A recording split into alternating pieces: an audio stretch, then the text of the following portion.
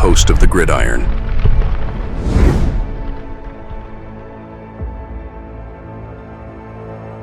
Fourth and goal to go with the 2. 34 seconds left to go in the ball game. This is the play right now. Takes the snap.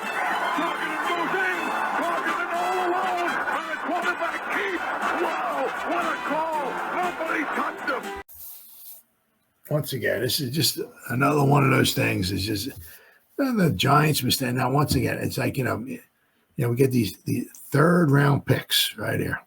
It's just, it's just you draft the guy, you develop the guy, you keep the guy. And we draft them, we don't develop them, whatever, and then we just let them go, and they go wind up signing with somebody else. And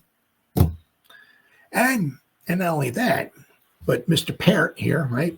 He re-signed with the Broncos. They signed him to a 2-year. They signed him to a 1-year deal this past offseason. And then they're like, hey, this guy's not too bad. Oh, thank you, Giants. Thanks. They signed to a 2-year deal. Let me see here. I got it right. Is this it? Broncos re-signed tackle Matt Peart to a 2-year contract.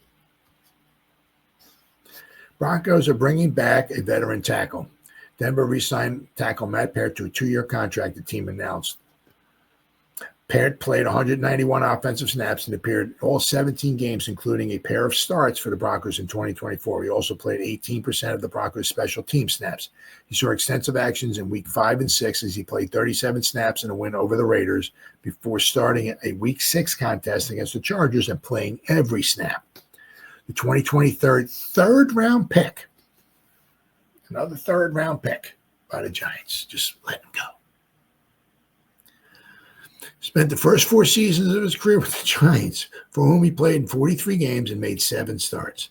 Peart is the 4th player to re-sign with the Broncos. We got another one here. This one here.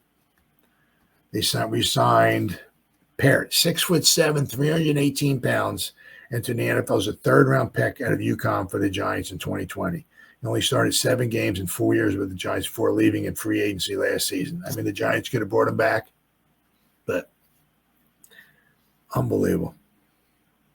Peart was also a key contributor on special teams, with the Broncos playing 87 snaps in the kicking game last fall. He helped Denver shore up its field goal protection after a block kick cost the team a win against the Chiefs.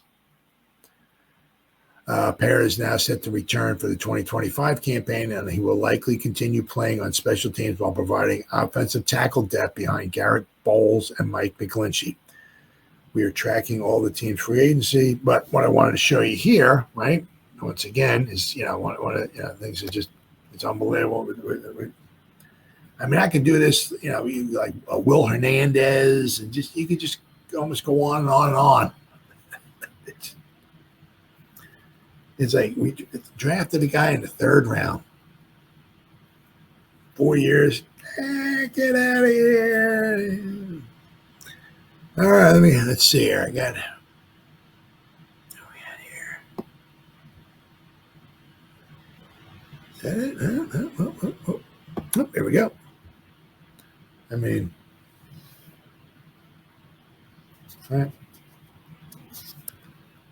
I mean, you look here, right? This is what he did with the Broncos this past season. Okay. Now, this is special teams. Nope, this is blocking. Okay, this is blocking. Okay. So, he played 190 total snaps. Not a lot, right? But look at his grade, 67.4. I believe it was run blocking. Yeah, his run blocking is a 62. His pass block is 69.8. So his pass block was almost the 70. His overall grade, only 190 snaps, so it's not a huge sample, but 190 snaps, 67.4. Now we go here with the Giants. I mean, look at his grade. His rookie season, right, wasn't too bad, 69.7. All right. Then we put him in 2021 at 421 snaps. Now, he always had issues with injuries. That was a big thing there, right? He graded out as 63. But then once, it could have been the offense we brought in just did not bring out maybe the best in Peart. Tough to say. But his last two seasons with the Giants were the first two Daboll seasons, right? 2022 and 2023. He had 117 snaps in 2022 on offense, right? He graded out 49. Then his last season with the Giants, 133 snaps. He graded out a 42.9. Now, his first season with the Broncos, he goes from a 42.9 up to a 67.4. He goes up like 25 points in one season. Once again, just absolutely phenomenal. I mean, and once again, I don't know what he cost them. Just to be honest with you, the Broncos. I mean, if he was like backing up as a backup tackle or something like this, once again, he didn't play a lot of snaps, so he couldn't have been a starting tackle. So it couldn't have cost them too much. And it's the same thing. They re-signed him to another 2-year deal. I don't know what the terms are. But once again, if he's a backup tackle, they're not paying him $8 million a year. So it wasn't very expensive. But it just goes to show you, once again, has happened time and time again. And it happens with other teams too. But it's just so annoying with the Giants. The Giants, it's like, man, we haven't had a good offensive line since when? And then we keep drafting these guys, and then a lot of them we let go. And then they go to other teams like, wow, they get over there, but they sucked over here. It's like Will Hernandez, right? He went to the Cardinals, did pretty good there. It's just unbelievable. But also another one of the contributing factors too is that it's part of a reason why the turnover of the coaches and the GMs and all it makes it very, very difficult because that was Judge and Gettleman. Right, 2020, right? But you draft two tackles that year, right? We took Andrew Thomas, right, and we took Peart, first round and third round. We thought it would be our tackles for the future. Nope. But I said, that was Judge and Gettleman, Chuck Peart, right? So a lot of times, so when a new regime comes in, unless you're like Andrew Thomas or something like that, you see Matt Peart there, and it's kind of like, that's not our tackle, So you don't want to let them go.